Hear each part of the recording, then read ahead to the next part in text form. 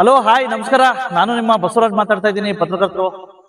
ವಿಶೇಷವಾಗಿ ನಾನು ಇರ್ತಕ್ಕಂಥದ್ದು ಒಂದ್ ರೀತಿ ಮಾನ್ಯ ಅಬ್ಕಾರಿ ಇಲಾಖೆ ಸಚಿವರು RB ತಿಮ್ಮಾಪುರಿ ಅವರು, ಮತ್ತೆ ವಿಶೇಷವಾಗಿ ಕರ್ನಾಟಕ ರಾಜ್ಯದ ಮುಖ್ಯಮಂತ್ರಿಗಳಂತ ಮಾನ್ಯ ಸಿದ್ದರಾಮಯ್ಯ ಸಾಹೇಬರು ನೋಡಲೇಬೇಕಾದ ಸ್ಟೋರಿ. ಯಾಕಪ್ಪ ಅಂತಂದ್ರೆ ಅಬ್ಕಾರಿ ಇಲಾಖೆ ಅಂತಕ್ಕಂಥದ್ದು ತುಂಬಾ ಪ್ರಮುಖ ಇಲಾಖೆ ರಾಜ್ಯ ಸರ್ಕಾರದಲ್ಲಿ. ಬಹುಶಃ ಬಾರ್ಡರ್ ಪ್ರದೇಶಗಳಲ್ಲಿ ಅಂತಾರಾಜ್ಯ ಏನು ಪಕ್ಕದ ರಾಜ್ಯಗಳಿಗೆ ಸಂಪರ್ಕ ಮಾಡುವಾಗ ಪ್ರಮುಖವಾಗಿರ್ತಕ್ಕಂಥ ಒಂದ್ ರೀತಿ ಚೆಕ್ ಪೋಸ್ಟ್, ಅಬ್ಕಾರಿ ಚೆಕ್ ಪೋಸ್ಟ್, ಒಂದ್ ರೀತಿ ಕಣಕುಂಬಿ ಇಂದ ಮುಂದೆ ಬರ್ತಕ್ಕಂಥ ಒಂದ್ ರೀತಿ ಸುರ್ಲಾ ಚೆಕ್ ಪೋಸ್ಟ್ ಅಬ್ಕಾರಿ. ಇಲ್ಲಿ ಬಹುಶಃ ಅಬ್ಕಾರಿ ಇಲಾಖೆಯವರು ಏನು ಅಬ್ಕಾರಿ ಇಲಾಖೆ ಸಚಿವರು ನೋಡ್ಬಿಟ್ರೆ ಬಹುಶಃ ಅವರು ಸಹ ಇದಾಗ್ತಾರೇನೋ. ಯಾಕಪ್ಪ ಅಂತಂದ್ರೆ ದಿನನಿತ್ಯ ಕಷ್ಟಪಟ್ಬಿಟ್ಟು ಸಾಕಷ್ಟು ನೆರೆಯಿಂದ ಬರ್ತಕ್ಕಂಥ ಒಂದ್ ರೀತಿ ಅಬ್ಕಾರಿ ಇಲಾಖೆಗಳಿಂದ ಬರ್ತಕ್ಕಂಥ ಒಂದ್ ರೀತಿ ಅಕ್ರಮ ಸರಾಯಿಗಳನ್ನ ತಡೆಗಟ್ಟತಕ್ಕಂಥದ್ದು ನೋಡಿ, ಈ ರೀತಿ ಚೆಕ್ ಮಾಡ್ತಕ್ಕಂಥದ್ದು ಸಾಕಷ್ಟು ಒಂದ್ ರೀತಿ ಮಾಡ್ತಾ ಇರ್ತಾರೆ. ಆದ್ರೆ ದುರ್ದೈವ ಅಂದ್ರೆ ಹಲವಾರು ಕೇಸ್ಗಳಾಗಿದ್ದಾವೆ. ಸಾಕಷ್ಟು ಒಂದ್ ರೀತಿ ನೆರೆಯಿಂದ ಬರ್ತಕ್ಕಂಥ ಅಬ್ಕಾರಿಗಳನ್ನ ಸಾಕಷ್ಟು ಮದ್ಯ ವಸ್ತುಗಳನ್ನ ತಡೆಗಟ್ತಾರೆ. ಹಗಲು ರಾತ್ರಿ ಮತ್ತೆ ಸಾಕಷ್ಟು ಚಳಿ ಗಾಳಿ ಮಳೆ ಅನ್ನೋದೇ ಕೆಲಸ ಮಾಡ್ತಾರೆ. ಇಲ್ಲೊಂದು ಚೆಕ್ ಪೋಸ್ಟ್ ಇದೆ, ಇಲ್ಲಿ ಸುಮಾರು ಒಂದು ಸಿಬ್ಬಂದಿಗಳು ಎಲ್ಲ ಇದಾವೆ. ವಿಶೇಷ ಮತ್ತೆ ವಿಪರ್ಯಾಸ ಏನಂದ್ರೆ ಇಂತಹ ಒಂದ್ ರೀತಿ ಅಬ್ಕಾರಿ ಚೆಕ್ ಪೋಸ್ಟ್ಗೆ ಇಲ್ಲಿವರೆಗೂ ಸಹ ಸೂಕ್ತ ಸೌಲಭ್ಯಗಳಿಲ್ಲ. ಯಾವ್ಯಾವ ಸೌಲಭ್ಯ ಇಲ್ಲಪ್ಪ ಅಂತಂದ್ರೆ ಸೂಕ್ತ ಕಟ್ಟಡ ಇಲ್ಲ. ಇದ್ಯಾವುದೋ ಒಂದು ತಗುಡು ಶೆಡ್ ಕೊಟ್ಟಿದ್ದಾರೆ ಅವ್ರಿಗೆ. ಈ ತಗುಡು ಶೆಡ್ ಅಲ್ಲಿ ಪಾಪ ಅವರು ಕೆಲಸ ಮಾಡ್ತಾರೆ.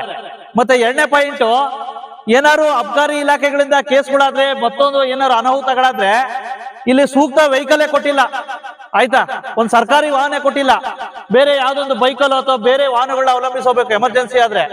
ಯಾಕಪ್ಪ ಅಂದ್ರೆ ರೋಡಲ್ಲಿ ಓಡಾಡ್ತಾ ಇರ್ತಾರೆ. ಸಿಬ್ಬಂದಿಗಳಿಗೆ ಏನಾದ್ರೂ ಸಹ ಸಾಕಷ್ಟು ಸಮಸ್ಯೆಗಳಿದಾವೆ. ಮತ್ತೆ ಶೌಚಾಲಯ ವ್ಯವಸ್ಥೆ ಇಲ್ಲ, ಸುಮಾರು ಸಿಬ್ಬಂದಿಗಳಿಗೆ ವಸತಿ ಗೃಹ ಇಲ್ಲ. ಮತ್ತೆ ಇದು ಕಾಡು ಪ್ರದೇಶ ಆಗಿರೋದ್ರಿಂದ ಸಾಕಷ್ಟು ಸುರಕ್ಷತೆ ಸಮಸ್ಯೆಗಳಿದಾವೆ. ಮತ್ತೆ ಎಷ್ಟು ನಿಯೋಜಿತ ಆಗಿರ್ತಕ್ಕಂಥ ಒಂದ್ ರೀತಿ ಹುದ್ದೆಗಳು, ಸಿಬ್ಬಂದಿಗಳ ಹುದ್ದೆಗೆ ಮತ್ತೆ ಇಲ್ಲಿ ಇರ್ತಕ್ಕಂಥ ಹುದ್ದೆಗಳಿಗೆ ಸಾಕಷ್ಟು ಅಜಗಜಾಂತರ ವ್ಯತ್ಯಾಸ ಇದೆ. ಯಾಕಪ್ಪ 24/7 ಕೆಲಸ ಮಾಡ್ಬೇಕು, ಆದ್ರೆ ಅದ್ರ ತಕ್ಕನಾಗೆ ಸಿಬ್ಬಂದಿಗಳು ಕೊಡ್ತಾ ಇದೆ.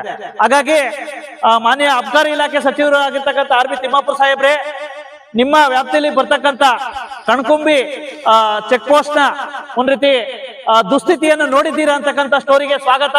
ನಾನು ನಿಮ್ಮ ಕರ್ನಾಟಕ ರಾಜ್ಯ ಸರ್ಕಾರ ಆದಾಯದ ಬೊಕ್ಕಸಕ್ಕೆ ಪ್ರಮುಖ ಆದಾಯ ಭರಿತ ಇಲಾಖೆ ಅಬಕಾರಿ ಇಲಾಖೆ. ಬಹುಶಃ ಮತ್ತು ಭಾಗಶಃ ಅಬಕಾರಿ ಇಲಾಖೆ ಸಚಿವರು ಈ ಸ್ಟೋರಿ ನೋಡಿದ್ರೆ ಅಯ್ಯೋ ಪಾಪ ಎನ್ನುತ್ತಾರೇನೋ ಅನ್ಸುತ್ತೆ. ಅಷ್ಟಕ್ಕೂ ಬೆಳಗಾವಿ ಜಿಲ್ಲೆಯ ಅಬಕಾರಿ ಇಲಾಖೆಯ ಮೋಸ್ಟ್ ಪಾಪ್ಯುಲರ್ ಪ್ಲೇಸ್ ಅಂದ್ರೆ ಗೋವಾ ರಾಜ್ಯದ ಗಡಿಗೆ ಹೊಂದಿಕೊಂಡಿರುವ ಕಣಕುಂಬಿ ಹತ್ತಿರವಿರುವ ಕರ್ನಾಟಕ ರಾಜ್ಯದ ಅಬಕಾರಿ ಇಲಾಖೆ ವ್ಯಾಪ್ತಿಗೆ ಬರುವ ಸುರ್ಲಾ ಅಬಕಾರಿ ಚೆಕ್ ಪೋಸ್ಟ್ನಲ್ಲಿ ಹಲವಾರು ಸಮಸ್ಯೆಗಳ ನಡುವೆಯೇ ಮೂಲಭೂತ ಸೌಕರ್ಯಗಳು ಇಲ್ಲದೆ ದಿನನಿತ್ಯ ಕೆಲಸ ಮಾಡುತ್ತಿರುವ ಅಬಕಾರಿ ಇಲಾಖೆ ಅಧಿಕಾರಿಗಳು ಮತ್ತು ಸಿಬ್ಬಂದಿಗಳ ಕಥೆ ವ್ಯಥೆ. ಮೊದಲೇ ಅರಣ್ಯ ಪ್ರದೇಶದ ವ್ಯಾಪ್ತಿಯಲ್ಲಿ ಬರುವ ನೆರೆಯ ಗೋವಾ ರಾಜ್ಯಕ್ಕೆ ಹೊಂದಿಕೊಂಡಿರುವ ಈ ಅಬಕಾರಿ ಚೆಕ್ ಪೋಸ್ಟ್ನ ಕಚೇರಿಯು ತಗಡಿನ ಶೆಡ್ನಲ್ಲಿ ಕಾರ್ಯನಿರ್ವಹಣೆ ಮಾಡ್ತಾ ಇದ್ದು, ಸಮರ್ಪಕ ವಿದ್ಯುತ್ ಸಮಸ್ಯೆ ಹಾಗೂ ಸರ್ಕಾರಿ ವಾಹನ ಇಲ್ಲದೆ ಇರುವುದು, ಶೌಚಾಲಯ ಹಾಗೂ ಸಿಬ್ಬಂದಿಗಳಿಗೆ ವಸತಿ ವ್ಯವಸ್ಥೆ ಇಲ್ಲದೆ ಇರುವುದು, ಕಾಡು ಪ್ರಾಣಿಗಳ ಹಾವಳಿಗಳ ಮಧ್ಯೆಯೂ ದಿನನಿತ್ಯ ಜೀವದ ಹಂಗನ್ನ ತೊರೆದು ಕೆಲಸ ಮಾಡುತ್ತಿರುವ ಅಧಿಕಾರಿಗಳು ಮತ್ತು ಸಿಬ್ಬಂದಿಗಳ ಪರಿಸ್ಥಿತಿ ತುಂಬಾ ಶೋಚನೀಯವಾಗಿದೆ. ಇಷ್ಟೆಲ್ಲ ಸಮಸ್ಯೆಗಳು ಇದ್ರೂ ಕೂಡ ತನ್ನ ಕಷ್ಟವನ್ನ ಯಾರಿಗೂ ಕೇಳಲಾಗದೆ ತುಂಬಾ ತೊಂದರೆಯಲ್ಲಿ ಇದ್ದಾರೆ ಇಲ್ಲಿನ ಅಬಕಾರಿ ಇಲಾಖೆ ಅಧಿಕಾರಿಗಳು, ಸಿಬ್ಬಂದಿಗಳು.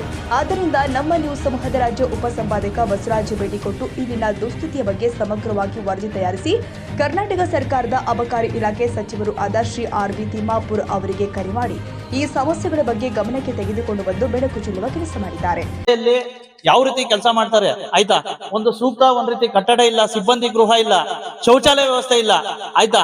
ಈ ರೀತಿ ಇದ್ ಮಾಡಿದಾಗ ನೀವು ಬರೀ ಟಾರ್ಗೆಟ್ ಕೊಡ್ತೀರಾ, ಬರೀ ಅವ್ರ ಹತ್ರ ಕೆಲಸ ತಗೋತೀರಾ. ಮನೆ ಅಧಿಕಾರಿಗಳೇ, ಅಬ್ಕಾರಿ ಇಲಾಖೆ ಆಯುಕ್ತರೆ ನೋಡಿ ಪಾಪ ಪ್ರಸ್ತುತ ಪರಿಸ್ಥಿತಿನ. ಹಾಗಾಗಿ ದಯವಿಟ್ಟು ನಿಮ್ಗೇನಾದ್ರು ಮಾನವೀಯತೆ ಮೊದ್ಲು ಇವ್ರಿಗೆ ಒಂದು ಸೂಕ್ತ ಸೌಲಭ್ಯಗಳು ಕೊಡಿ, ಅಗತ್ಯ ಸಿಬ್ಬಂದಿಗಳು ಕೊಡಿ, ಮತ್ತೆ ಸೂಕ್ತ ಅವ್ರಿಗೆ ಮೂಲಭೂತ ಸೌಕರ್ಯಗಳು ಕೊಡಿ ಅಂತ ಹೇಳ್ಬಿಟ್ಟು, ಮತ್ತೆ ಮೊದಲಾಗಿ UPS ಕೊಡಿ, UPS ಬ್ಯಾಟ್ರಿ ಬೇಕಾಗ್ತದೆ ಅಂತ ಹೇಳ್ಬಿಟ್ಟು ಈ ಸಂದರ್ಭದಲ್ಲಿ RB ತಿಮ್ಮಾಪುರಿ ಅವರು ಮತ್ತೆ ಅಬಕಾರಿ ಇಲಾಖೆ ಆಯುಕ್ತರು ಮತ್ತೆ ಎಲ್ಲಾ ಜಿಲ್ಲಾ ಮಟ್ಟದ ಅಧಿಕಾರಿಗಳು ನೋಡ್ಬೇಕಾದಂತ ಪರಿಸ್ಥಿತಿ. ಸಾಕಷ್ಟು ಒಂದ್ ರೀತಿ ನಿಮ್ಮಲ್ಲಿ ಜಾಸ್ತಿ ಕೇಸ್ಗಳು ಬರ್ತಕ್ಕಂಥದ್ದು, ಅಪರಾಧ ಪ್ರಕರಣ ದಾಖಲಾಗ್ತಕ್ಕಂಥದ್ದು ಬೆಳಗಾವಿ ಜಿಲ್ಲೆಯಲ್ಲಿ, ವಿಶೇಷವಾಗಿ ಈ ಒಂದು ಚೆಕ್ ಪೋಸ್ಟ್ ಮುಖಾಂತರ. ಆದ್ರೆ ನೀವು ಈ ಚೆಕ್ ಪೋಸ್ಟ್ ಅಲ್ಲಿ ಕೆಲಸ ಮಾಡ್ತಕ್ಕಂಥ ಸಿಬ್ಬಂದಿಗಳಿಗೆ ಮೂಲಭೂತ ಸೌಕರ್ಯ ಎಲ್ಲ ಕೊಟ್ಟಿಲ್ಲ ಸ್ವಾಮಿ, ಮತ್ತೆ ಸೂಕ್ತ ವಾಹನ ಇಲ್ವಲ್ಲ ಸ್ವಾಮಿ, ಮತ್ತೆ ಸೂಕ್ತ ಶೌಚಾಲಯ ಇಲ್ವಲ್ಲ ಸ್ವಾಮಿ. ಹಾಗಾಗಿ ಬನ್ನಿ ಯಾವ ರೀತಿ ಅವ್ಯವಸ್ಥೆ ಅಂತ ತೋರಿಸ್ತೀನಿ. ವಿಶೇಷವಾಗಿ ನೋಡಿ, ಇಂಥ ತಗುಡು ಶೆಡ್ ಅಲ್ಲಿ ಸಾಕಷ್ಟು ಕೆಲಸ ಮಾಡ್ತಾರೆ, ಮೊದ್ಲೇ ಬಿಸಿಲುಗಾಲ ಬೇರೆ. ಬನ್ನಿ ಯಾವ ರೀತಿ ಅನ್ನೋದ್ರ ಬಗ್ಗೆ ಇದು ಮಾಡೋಣ. ನೋಡಿ, ಸೂಕ್ತ ಲೈಟಿಂಗ್ ವ್ಯವಸ್ಥೆ ಇಲ್ಲ. ಮತ್ತೆ ಸರ್, ತಮ್ಮ ಹೆಸರು? ಬಾಳಗೌಡ ಪಾಟೀಲ್, ಅಬಕಾರಿ ಇಲಾಖೆ ನಿರೀಕ್ಷಕರ. ಸರ್ ಹೇಳಿ ಸರ್, ಎಷ್ಟಿನಿಂದ ತಾವು ಕೆಲಸ ಮಾಡ್ತಾ ಇದ್ದೀರಾ ಇಲ್ಲಿ? ಒಂದು ಕ್ರಮೇಣ ಒಂದೂವರೆ ವರ್ಷದಿಂದ ಕೆಲಸ ಮಾಡ್ತಾ ಇದ್ದೀನಿ ಸರ್. ಹೇಳಿ ಸರ್, ಏನೇನ್ ಸಮಸ್ಯೆ ಇದಾವೆ ಇಲ್ಲಿ? ಸಮಸ್ಯೆ ಇಲ್ಲ ಸರ್, ಮಳೆಗಾಲ ಜಾಸ್ತಿ ಸರ್ ಇಲ್ಲಿ. ಈ ಸೈಡ್ ಮಳೆ ಕರ್ನಾಟಕದಲ್ಲಿ ಅತಿ ಹೆಚ್ಚು ಮಳೆ ಆಗುವಂತ ಸ್ಥಳ ಅಂದ್ರೆ ಕಣ್ಕುಂಬಿನೇ. ಹೀಗಾಗಿ ಇಲ್ಲಿ ನಾವು ಇರತಕ್ಕಂತ ಒಂದು ಶೆಡ್ ನೀರಿಂದ ಇದಾಗ್ತಾ ಇದೆ, ರಿಪೇರಿಗೋಸ್ಕರ ಅದು ಮೇಲಾಧಿಕಾರಿಗೆ ತಿಳಿಸಿದ್ದೀನಿ ಸರ್. ಅವರು ಮುಂದಿನ ಕ್ರಮ ತಗೊಳ್ತಾರೆ ಸರ್. ಏನು ಸೂಕ್ತ ವಾಹನ ಇಲ್ಲ? ಸೂಕ್ತ ವಾಹನ ಇಲ್ಲ ಸರ್, ಸರ್ಕಾರಿ ವಾಹನ ಇಲ್ಲ ಸರ್. ಈಗ ನಮ್ದೇ ಆದಂತ 2 ವೀಲರ್ ಇಂದ ತಿರುಗ್ತೀವಿ ಸರ್. ಇದಕ್ಕೆ ಯಾವ್ದಾದ್ರು ಹಾ ಸರ್. ಹೌದಾ? ಈ 2 ವೀಲರ್ ಮುಖಾಂತರ ಯಾವ ರೀತಿ ಸಾಧ್ಯ? ಏನು ಪ್ರಕರಣ ದಾಖಲ ಆದ ತಕ್ಷಣ ನಾವು ಮೇಲಾಧಿಕಾರಿಗಳು ತಿಳಿಸ್ತೀವಿ ಸರ್. ಅವರು ಬೆಳಗಾವಿ ಸಬ್ ಡಿವಿಷನ್ ಡಿವೈಎಸ್ಪಿ ಅವರು ಯಾರಿಗೆ ಪ್ರಕರಣ ದಾಖಲ ಮಾಡ್ಲಿಕ್ಕೆ ಹೇಳ್ತಾರ, ಅವರು ಬಂದು ಪ್ರಕರಣ ಹಸ್ತಾಂತರಿಸ್ಕೊಂಡು ತಗೊಂಡು ಅಲ್ಲಿ ಪ್ರಕರಣ ದಾಖಲು ಮಾಡ್ತಾರೆ ಸರ್. ಇಲ್ಲಿ ಯಾವುದೇ ಇದು ನೆಟ್ ಪ್ರಾಬ್ಲಮ್ ಇದ್ದ ಕಾರಣ ಇಲ್ಲಿ ನಮ್ಮಲ್ಲಿ FIR ಆಗುವಂತ ಯಾವುದೇ ಸುವಿಧಾ ಇಲ್ಲದ ಕಾರಣ ಇದನ್ನು ಖಾನಾಪುರ ವಲಯ ಅಥವಾ ಬೆಳಗಾವಿ ಸಬ್ ಡಿವಿಷನ್ ವ್ಯಾಪ್ತಿಗೆ ಹ್ಯಾಂಡ್ ಓವರ್ ಹಸ್ತಾಂತರಿಸ್ತೀವಿ. ಆಮೇಲೆ ಅವ್ರಿಗಿಂತ ಮೇಲಾಧಿಕಾರಿಗಳಾದಂತ ಅಬಕಾರಿ ಉಪಾಯುಕ್ತರ ಆದೇಶ ಮೇರೆಗೆ ಯಾರಿಗೆ ಹ್ಯಾಂಡ್ ಓವರ್ ಮಾಡ್ಲಿಕ್ಕೆ ಹೇಳ್ತಾರ ಅವ್ರಿಗೆ ಪ್ರಕರಣಗಳನ್ನ ಹ್ಯಾಂಡ್ ಓವರ್ ಮಾಡ್ತೀವಿ ಸರ್. ಮತ್ತೆ ಇಲ್ಲಿ ರಾತ್ರಿ ಆಗಲು ಸಿಬ್ಬಂದಿಗಳ ಕೊರತೆ ಇದೆ ಸರ್. ಯಾಕಂದ್ರೆ ಒಂದು ಪಾಳಿಯಲ್ಲಿ ಕೆಲಸ ಮಾಡಬೇಕಾದ್ರೆ ಕ್ರಮೇಣ ಸಿಬ್ಬಂದಿಗಳು ಒಂದು ನೈಟ್ಗೆ 4 ಜನ ಬೇಕು ಸರ್. ನಮ್ಮಲ್ಲಿ ಸರ್ಕಾರದಿಂದ ಮಂಜೂರಾದಂತ ಹುದ್ದೆ ಸಿಬ್ಬಂದಿಗಳದ್ದು ಕಾನ್ಸ್ಟೇಬಲ್ 6 ಹುದ್ದೆ ಸರ್. ಅದರಲ್ಲಿ ಪ್ರೆಸೆಂಟ್ ಒಂದೇ ಹುದ್ದೆ ಇದೆ ಸರ್, ಕಾನ್ಸ್ಟೇಬಲ್. ಹಾ ಸರ್. ಆಮೇಲೆ ನಿರೀಕ್ಷಕರು ಒಬ್ರು ನಾನು ಪ್ರೆಸೆಂಟ್ ಇದ್ದೀನಿ ಸರ್. ಉಪನಿರೀಕ್ಷಕರು ಖಾಲಿ ಇದೆ ಸರ್. ಆದ ಕಾರಣ ಇವಾಗ ಬೇರೆ ಬೇರೆ ವಲಯಗಳ ಕಡೆಯಿಂದ ಮೇಲಾಧಿಕಾರಿಗಳ ಆದೇಶದಂತೆ ಅವ್ರನ್ನ ಒಂದೊಬ್ಬರು ಡೆಪ್ಯುಟೇಷನ್ ಮಾಡಿಕೊಂಡು ಕೆಲಸ ಹಾಗೆ ನಿರ್ವಹಿಸ್ತಾ ಇದ್ದೀವಿ ಸರ್. ಈ ಪ್ರಾಣಿಗಳು ಬೇರೆ ಅವಳಿ ಬಹಳಷ್ಟು ಪ್ರಾಣಿಗಳು ಸರ್. ಇಲ್ಲಿ ಕರಡಿಗಳು ಇದೇ ವಾರದಲ್ಲಿ ಇಬ್ಬರನ್ನ ಕಡ್ದು ಹಾಕಿದಾವೆ ಸರ್. ಹಾ. ಆಮೇಲೆ ಚಿರತೆ ಇದ್ದಾವೆ ಸರ್, ಹುಲಿ ಇದ್ದಾವ, ಆಮೇಲೆ ಹಂದಿಗಳು, ಗುಡ್ಡ ಹಂದಿ, ಇವೆಲ್ಲ ಬಹಳಷ್ಟು ಇದಾವೆ ಸರ್. ಅವಿಂದ ನಾವು ಇದು ಬಹಳಷ್ಟು ವರ್ಷದಿಂದ ಶುರು ಇದೆ ಸರ್. ಹಾಗೆ ಪ್ರಕರಣ ಇಲ್ಲೇ ಸಿಗುತ್ತೆ ಸರ್. ಮೇನ್ ಇವಾಗ ಸೌಲಭ್ಯ ಸ್ವಲ್ಪ ಕಡಿಮೆ ಇದೆ ಸರ್. ಆದ ಪ್ರಕರಣಗಳು ನಾವು ಬಂದಾಗಿನಿಂದ ಈಗ ಒಂದ್ ಸ್ವಲ್ಪ ಮೇನ್ ರೋಡ್ ಆದಾಗಿಂದ ಯಾವ ದೊಡ್ಡ ಲಾರಿಗೆ ಗೋವಾದವರೇ ಇದನ್ನ ಮಾಡಿದಾರೆ ಸರ್, ನಿರ್ಬಂಧ ಮಾಡಿದಾರೆ. ಆದ ಕಾರಣ ದೊಡ್ಡ ಲಾರಿಗಳು ಇವು ಬರ್ತಾ ಇಲ್ಲ. ಸಣ್ಣ ಸಣ್ಣ ಪ್ರಕರಣ ದಾಖಲು ಮಾಡ್ತಾ ಇದ್ದಾರೆ.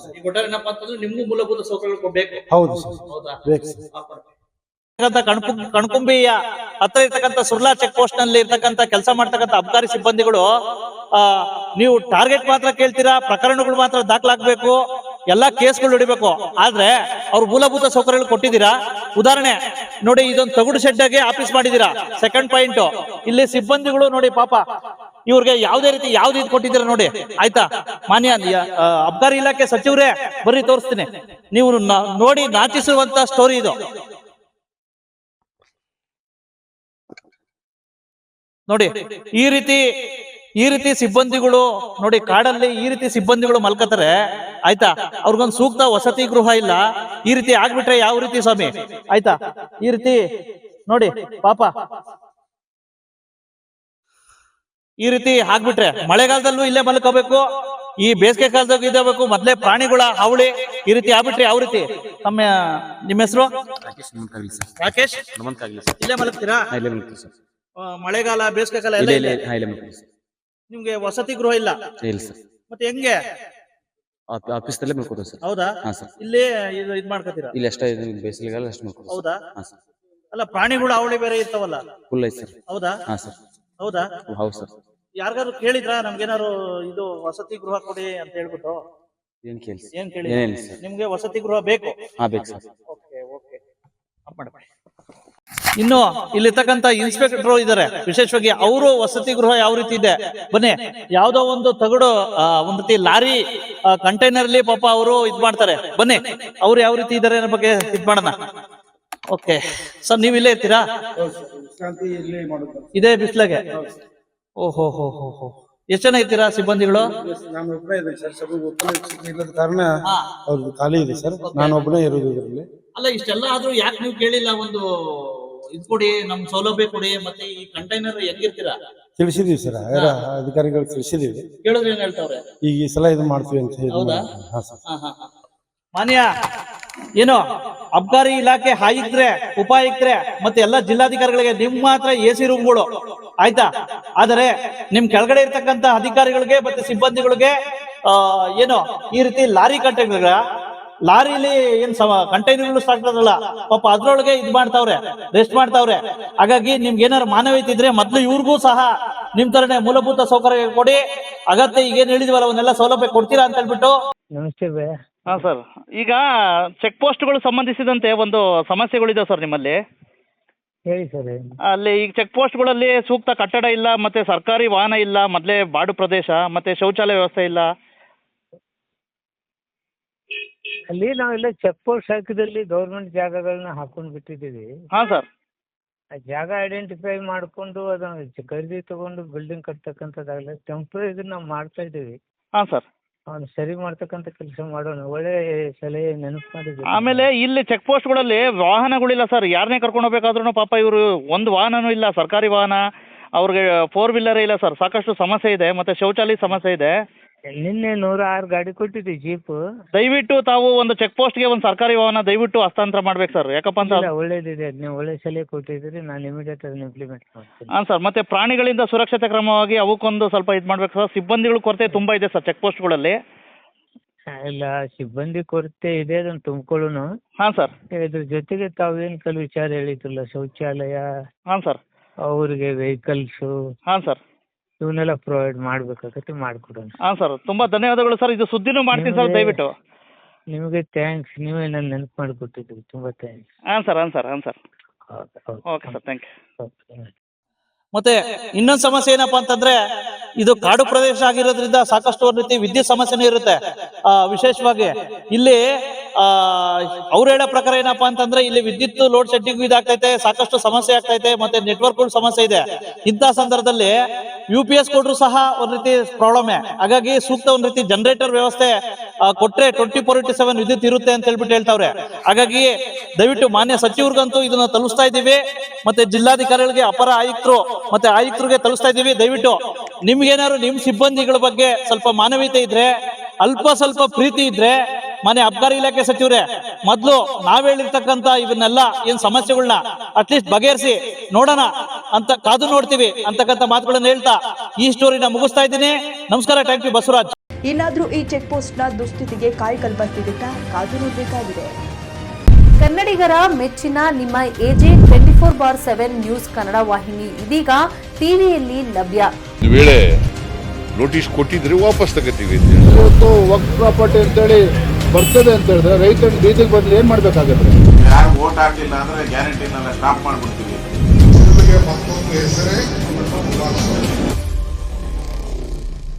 ಕರ್ನಾಟಕ ಮತ್ತು ದೇಶ ವಿದೇಶ 360 ಡಿಗ್ರಿ ಸುದ್ದಿ ಹಾಗೂ ಉತ್ತರ ಕರ್ನಾಟಕ, ಬೆಳಗಾವಿ, ಬಾಗಲಕೋಟೆ, ಧಾರವಾಡ, ಹಾವೇರಿ, ಗದಗ, ಬಿಜಾಪುರ ಜಿಲ್ಲೆಯ ಕ್ಷಣ ಕ್ಷಣದ ವಿವರವನ್ನ ಪಡೆಯುವುದಕ್ಕೆ AJ 24/7 ನ್ಯೂಸ್ ಕನ್ನಡ ವಾಹಿನಿಯನ್ನ ಲೈಕ್ ಮಾಡಿ, ವಿಡಿಯೋಗಳನ್ನ ಶೇರ್ ಮಾಡಿ, ಕಮೆಂಟ್ ಮಾಡುವ ಮೂಲಕ ನಮ್ಮ ವಾಹಿನಿಗೆ ಸಹಕಾರ ನೀಡಿ ಮತ್ತು ಚಾನೆಲ್ ಅನ್ನ ಸಬ್ಸ್ಕ್ರೈಬ್ ಮಾಡಿ. ಧನ್ಯವಾದಗಳು.